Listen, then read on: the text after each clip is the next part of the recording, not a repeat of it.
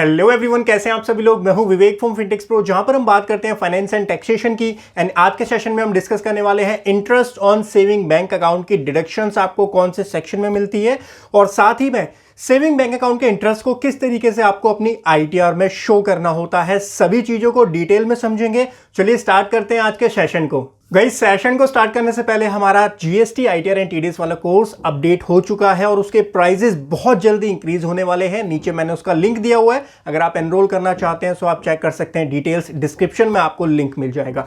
चलिए डिस्कस करते हैं interest on saving bank account, किस तरीके से उसकी टैक्सेबिलिटी अराइज होती है, क्या आपको अपनी आईटीआर में शो करना चाहिए, नहीं करना चाहिए, और उसकी डिडक्शन किस तरीके से आपको मिलती है। तो मोस्ट प्रोबेबली 99% केसेस में सेविंग बैंक अकाउंट आपके पास जरूर होना चाहिए। और आज की डेट में जब तक आप अपना बैंक अकाउंट ऐड नहीं करेंगे आईटीआर में, तो आप आईटीआर फाइल नहीं कर सकते हैं। और अगर आपके पास सेविंग बैंक अकाउंट है तो उसमें कुछ ना कुछ अमाउंट रहता होगा और उस पर आपको इंटरेस्ट भी मिलता होगा। बैंक की अपनी अपनी फ्रीक्वेंसी होती है। जनरली ये देखा गया है कि इंडिया के बैंक्स क्वार्टरली बेसिस पे आपको इंटरेस्ट देते हैं। सो आपको क्वार्टरली इंटरेस्ट मिलता है, साल में 4 बार आपको इंटरेस्ट मिलता है। आप अपनी स्टेटमेंट खोल के देखेंगे तो जनरली जो बैंक्स होते हैं वो क्वार्टरली बेसिस पे आपको इंटरेस्ट देते हैं। काफी सारे नहीं, थोड़े बहुत बैंक जो हैं वो मंथली बेसिस पे भी आपको इंटरेस्ट देते हैं। नौ वो इंटरेस्ट जो होती है वो आपकी इनकम बनती है, लेकिन ये देखा गया है कि बहुत सारे केसेस में लोग अपनी इंटरेस्ट इनकम को आईटीआर के अंदर शो नहीं करते हैं। आपको बताना चाहूंगा, आजकल आपके एआईएस के अंदर भी आपकी इंटरेस्ट की इनकम रिफ्लेक्ट हो जाती है। काफी सारे केसेस में होती है, काफी सारे केसेस में नहीं होती है। But irrespective of the AIS, अगर आपको सेविंग बैंक अकाउंट के ऊपर कोई भी इंटरेस्ट मिलता है तो वो आपकी एक इनकम कहलाती है। Income under the head other sources में आपको उसको ऐड करना होता है। ये तो बात हुई इनकम साइड की। नाउ सेविंग बैंक अकाउंट के ऊपर जो आपको इंटरेस्ट मिलता है उसका आपको एक बेनिफिट भी दिया जाता है। Section number 80 TTA of income tax act 1961 के अकॉर्डिंग आपको सेविंग बैंक अकाउंट के ऊपर 10,000 तक के इंटरेस्ट की डिडक्शन दी जाती है।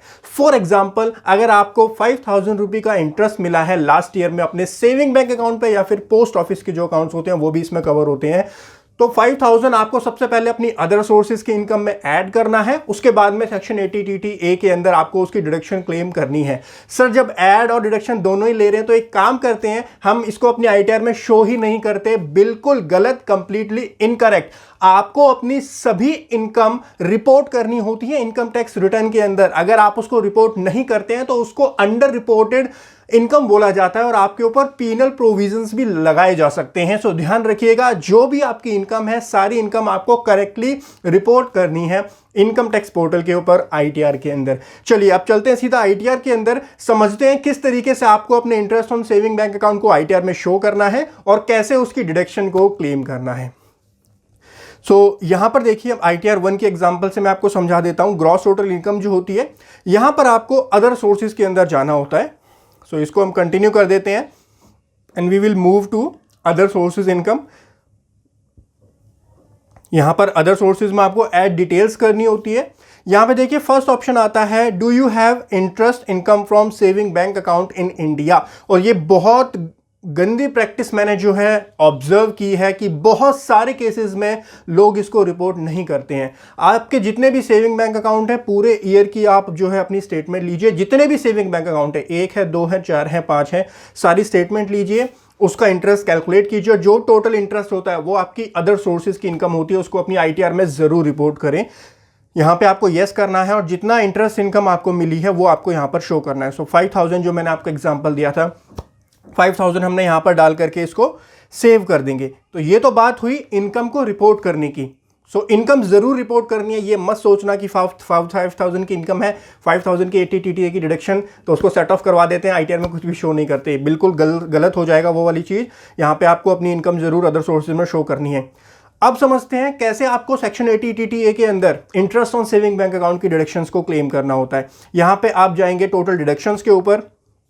टोटल डिडक्शन में आपको 80 TTA, नीचे ये रहा 80 TTA, are you eligible to claim deduction in respect of interest on saving bank accounts. तो आपको यहां पर यस करना है और शेड्यूल TTA आपको फाइल करना पड़ेगा। यहां पे यस करके आप कंटिन्यू कीजिए। अब आपका शेड्यूल TTA यहां पर आ जाएगा, वहां पर आपको डालना पड़ेगा कितना आप जो है डिडक्शन क्लेम, ये आ गया 80 TTA interest on saving bank account, यहां पर हम ऐड करेंगे। 5,000 का इंटरेस्ट हमको मिला था, यहां पे 5,000 हम डाल देंगे और इसको ऐड कर देंगे, इसको हम ऐड कर देते हैं। तो इस तरीके से आप 5000 की डिडक्शन क्लेम कर सकते हैं। ये बिल्कुल करेक्ट अप्रोच होती है interest on saving bank account को अपनी आईटीआर में रिपोर्ट करने की और उसकी डिडक्शन को करेक्टली क्लेम करने की। एक एग्जांपल और मैं आपके साथ डिस्कस कर लेता हूं। लेट सपोज आपके सेविंग अकाउंट में ज्यादा आपकी सेविंग्स रहती है तो आपको इंटरेस्ट ज्यादा मिलता है, 10,000 से ज्यादा आपको इंटरेस्ट मिलता है। फॉर एग्जांपल आपको 15,000 का इंटरेस्ट मिला लास्ट ईयर। सो आप अदर सोर्स यहां पर जो ऐड करेंगे ग्रॉस टोटल इनकम में अदर सोर्सेज में आपको ऐड करना पड़ेगा 15,000। लेकिन जब आप डिडक्शन क्लेम करने के लिए जाएंगे तो 15,000 की डिडक्शन आप क्लेम नहीं कर सकते हैं। सेक्शन 80 TTA की एक मैक्सिमम कैप लिमिट होती है, दैट इज 10,000 रुपीज। सो 10,000 तक की मैक्सिमम डिडक्शन आप क्लेम कर सकते हैं सेक्शन 80 TTA के अंदर, और बैलेंस जो 5,000 बचेगा वो आपका यहां पर टैक्सेबल हो जाएगा। तो इस तरीके से आपको जो है अपनी करेक्ट आईटीआर रिपोर्ट करनी होती है, करेक्ट इनकम की डिटेल्स को रिपोर्ट करना होता है अपनी आईटीआर के अंदर। आशा करता हूं guys interest on saving bank account से रिलेटेड आपकी सारी क्वेरीज रिजॉल्व हो गई होंगी।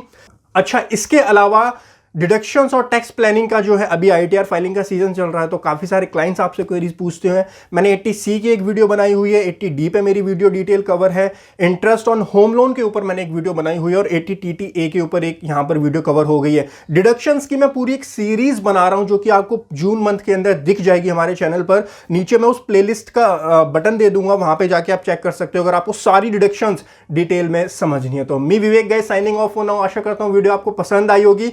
चैनल आप सब्सक्राइब नहीं करते हो ऐसे ही GST, income tax, TDS, ROC, MC के informative updates, tutorials and live demo के लिए अभी सब्सक्राइब करें हमारे चैनल फिनटेक्स प्रो को, जहां पर मिलता है आपको फाइनेंस एंड टैक्सेशन का पूरा प्रैक्टिकल ज्ञान। Me Vivek signing off. Bye bye, take care, हंसते रहिए, मुस्कुराते रहिए।